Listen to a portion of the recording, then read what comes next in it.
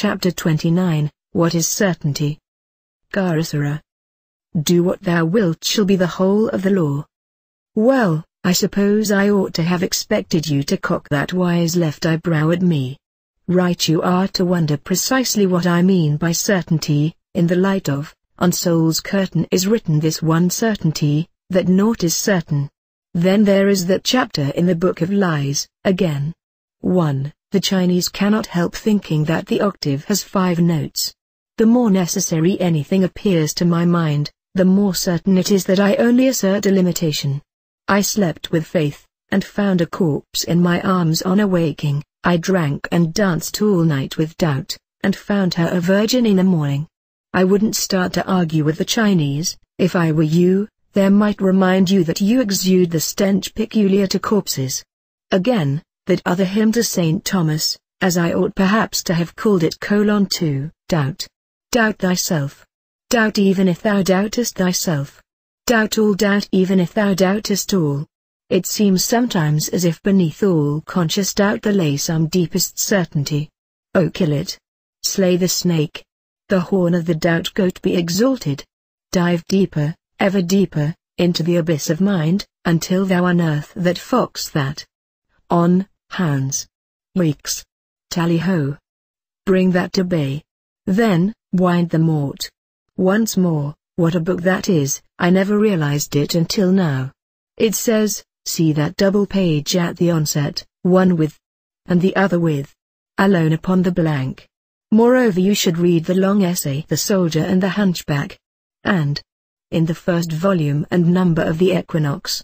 But every one of those, rather significant, question marks slides into the rhapsody of exaltation, a dithyramb, a paean. No good here. For what you want is a penny plain pedestrian prose probability percentage. You want to know what the odds are when I say certain. A case for casuistry? At least, for classification.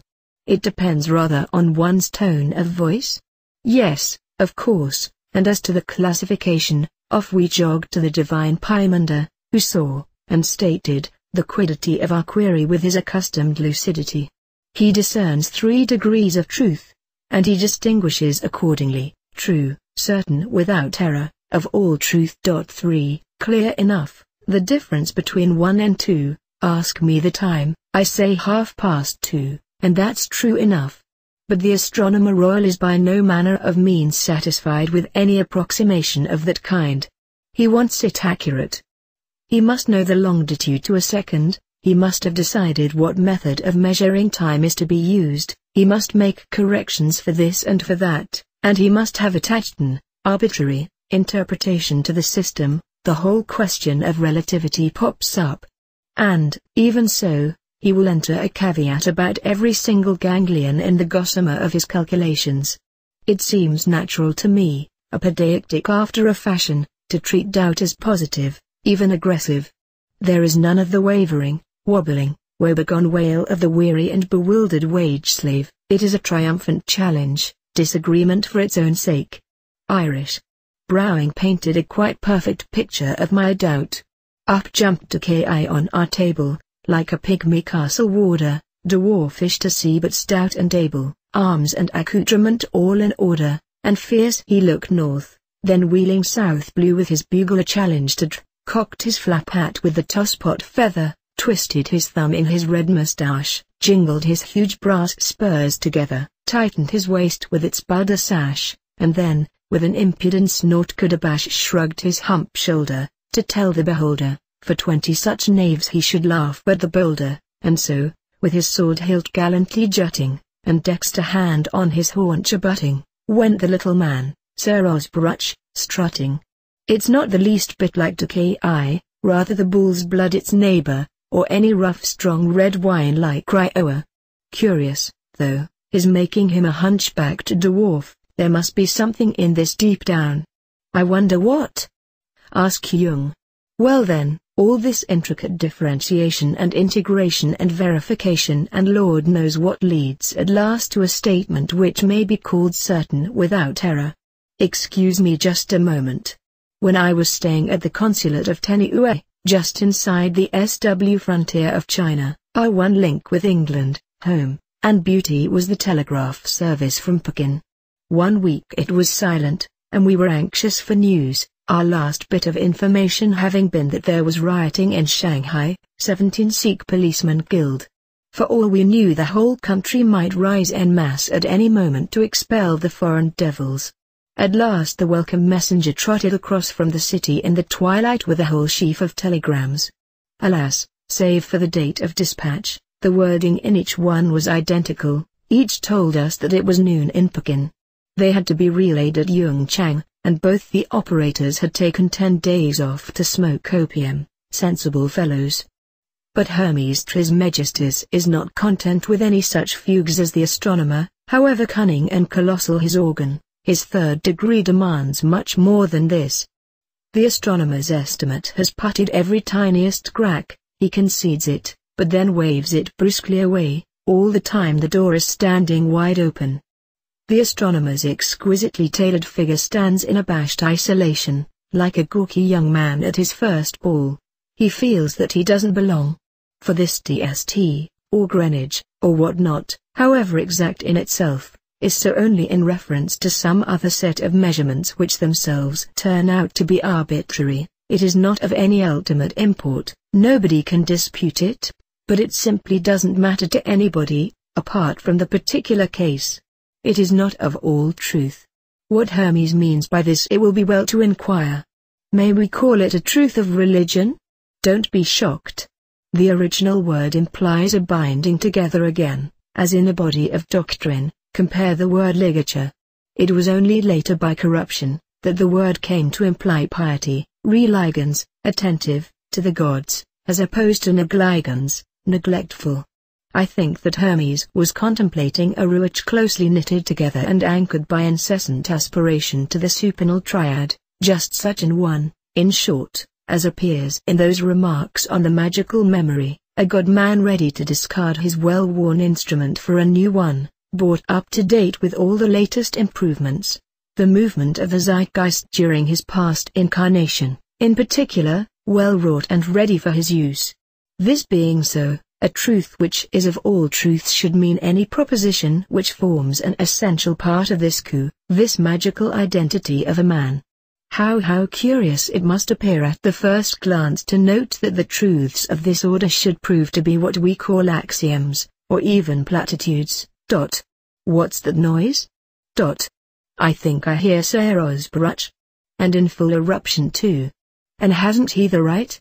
For all this time we've bluffed our way breezily ahead over the sparkling seas, oblivious of the very Chinese puzzle that we started with, the paradox, is it? Of the Chinese gamut. We shan't get into doldrums, there's always the way out from? 2. As with any and every intellectual problem whatsoever, it's the only way. Otherwise, of course, we get to A is not A, not A is not A, not A is A, as is inevitable. The more certain I am of anything, the more certain it is that I am only asserting a limitation of my own mind. Very good, but what am I to do about it? Some at least of such certainties must surely be of all truth.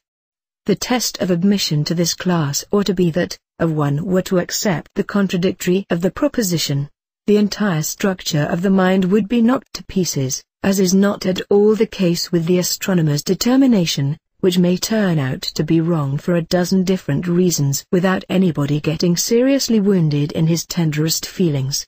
The statesman knows instinctively, or at worst, by his training and experience, what sort of assertion, harmless enough on the surface, may be dangerous thinking, a death blow to his own idea of what is of all truth, and strikes out wildly in a panic entirely justifiable from his own point of view. Exhibit number 1, Galileo and that lot.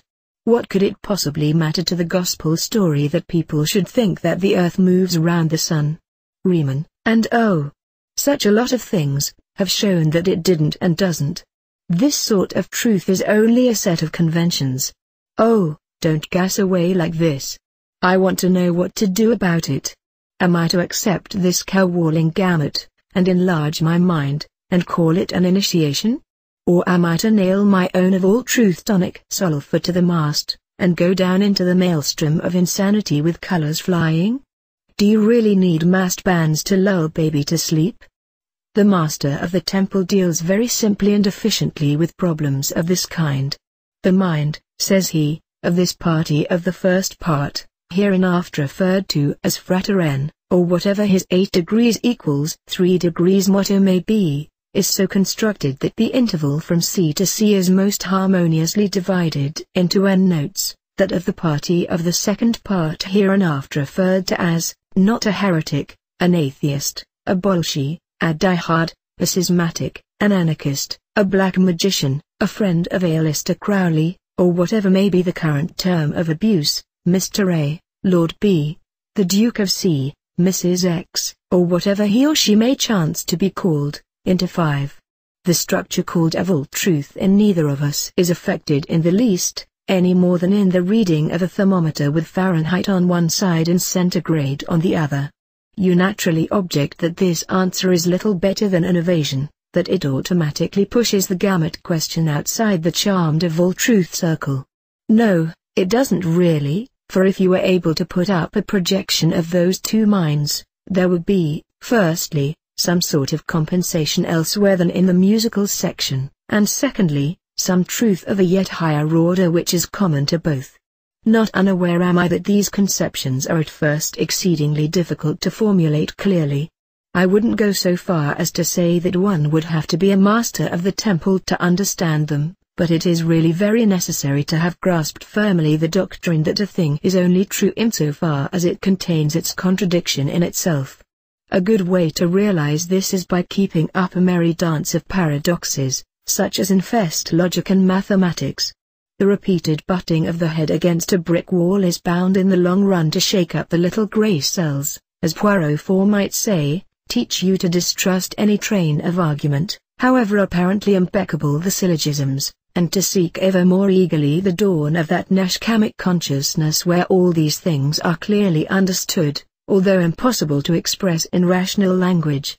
The prime function of intellect is differentiation. It deals with marks, with limits, with the relations of what is not identical. In Neshkama all this work has been carried out so perfectly that the rough working has passed clean out of mind. Just so, you say I as if it were an indivisible unity, unconscious of the inconceivably intricate machinery of anatomical, physiological, psychological construction which issues in this idea of I. We may then with some confidence reaffirm that our certainties do assert our limitations, but this kind of limitation is not necessarily harmful, provided that we view the situation in its proper perspective, that we understand that membership of the avol truth class does not, as one is apartment to think at first sight, deepen the gulfs which separate mind from mind, but on the contrary put us in a position to ignore them. Our acts of love and will, which express our devotion to know it, which multiply the fulfillments of our possibilities, become continually more efficacious, and more closely bound up with our formula of initiation, and we progressively become aware of deeper and vaster images of the avol truth class, which reconcile, by including within themselves, all apparent antinomies. It is certain without error that I ought to go to bed. Love is the law, love and a will. Fraternally, 666.